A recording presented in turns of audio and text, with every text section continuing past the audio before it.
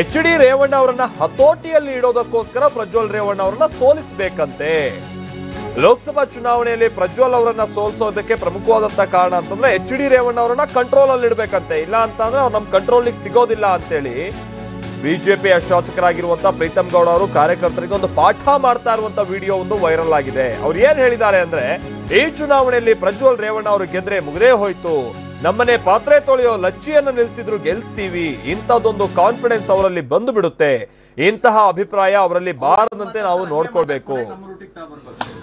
ಮೋದಿ ಚುನಾವಣೆ ಏನಪ್ಪ ಇದು, ದೇಶದ ಚುನಾವಣೆ. ಮುಂದಿನ ಸಲ ಗ್ರಾಮ ಪಂಚಾಯತಿ ನಿಂಗೆ ನಾನು ಸಹಾಯ ಮಾಡ್ತೀನಿ, ಈ ಸಲ ನಂಗೆ ಸಹಾಯ ಮಾಡ್ಕೊಡೋನಿ. ಯಾರು ಗ್ರಾಮ ಪಂಚಾಯತಿ ಎಲೆಕ್ಷನ್ ಚಟಾಡ್ದು ಓಡಾಡ್ತಿರ್ತಾನೆ, ಅವನಿಗೆ ZPTP ಯಾರು ಇರ್ತಾನೆ ಅವ್ರಿಗೆ ಓಡಾಡಿ.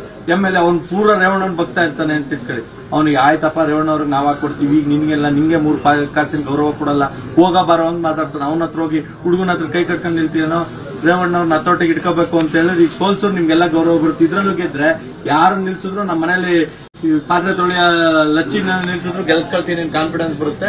ಚೂರ್ ಅವ್ರಿಗೆ ಭಯ ಹುಡ್ಸೋರು ಮಾತ್ರ ನಿಮ್ಗೆಲ್ಲ ಗೌರವ ಬರೋದು. ನೀವು ಸುಮ್ನಿರೋ ನಾವು ಓಟ್ ಹಾಕ್ಸ್ಕೊಳ್ತೀವಿ ಅಂತ ಹೇಳಿ ಈಗ ಬೂತಿಗೆ 1 ಲಕ್ಷ ಕೊಟ್ಟವ್ರೆ, MP ಸೋತ್ರ ನೆಕ್ಸ್ಟ್ MLA ಚುನಾವಣೆ 5 ಲಕ್ಷ ಕೊಡ್ತಾನೆ, ನಿಮ್ಗೆ ಅನುಕೂಲ ಮಾಡ್ಕೊಡ್ತೀವಿ, ಸ್ವಲ್ಪ ಮಾತು ಕೇಳಿ ಅಂತ ಹೇಳಿ ಅವ್ರಿಗೆ ಕನ್ವಿನ್ಸ್ ಮಾಡಿ. ನೀವು ಅವ್ರು ಸೋತಾಗ್ಲೇ ಅವ್ರು ಖರ್ಚು ಮಾಡೋದು, ಕಾರ್ಯಕರ್ತರ ಕರೆದು ಕೆಲಸ ಕೊಡೋದು. ರೇವಣ್ಣಂಗೆ ಹಾಕೊಡ್ತೀನಿ, ಆ ಚುನಾವಣೆ ಬಂದಾಗ ನೋಡೋಣ. ಇದು ಪ್ರೀತಮ್ ಗೌಡ ಅವರು ತಮ್ಮ ಕಾರ್ಯಕರ್ತರಿಗೆ ಪಾಠ ಮಾಡ್ತಾ ಇದ್ದಂತ ರೀತಿ ಕೆಲವರದನ್ನ ಕದ್ದು ವಿಡಿಯೋ ಮಾಡಿ ಅದೀಗ ಬಹಳ ವೈರಲ್ ಆಗಿದೆ.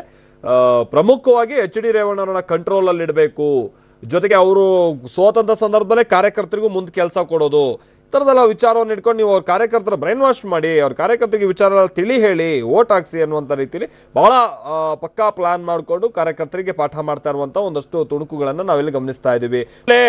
ಇನ್ಫ್ಯಾಕ್ಟ್ ಈ ಥರದ ವಿಚಾರಗಳು ಮೊನ್ನೆಯಿಂದನೂ ಕೂಡ ನಾವು ಗಮನಿಸ್ತಿದ್ವಿ. ತುಮಕೂರಿನಲ್ಲಿ ಮಾಜಿ ಶಾಸಕರಾಗಿರುವಂಥ ಸುರೇಶ್ ಗೌಡ ಅವರು ಒಂದು ರೀತಿ ಬಹಳ ಆಕ್ರೋಶಭರಿತವಾಗಿ ಅವ್ರು ಕೊಡ್ತಾ ಇದ್ದಂಥ ಸ್ಟೇಟ್ಮೆಂಟ್ಗಳು ಎಲ್ಲ ಮೊಬೈಲ್ನಲ್ಲಿ ಕದ್ದು ವಿಡಿಯೋ ಆಗಿರುವಂಥದ್ದು.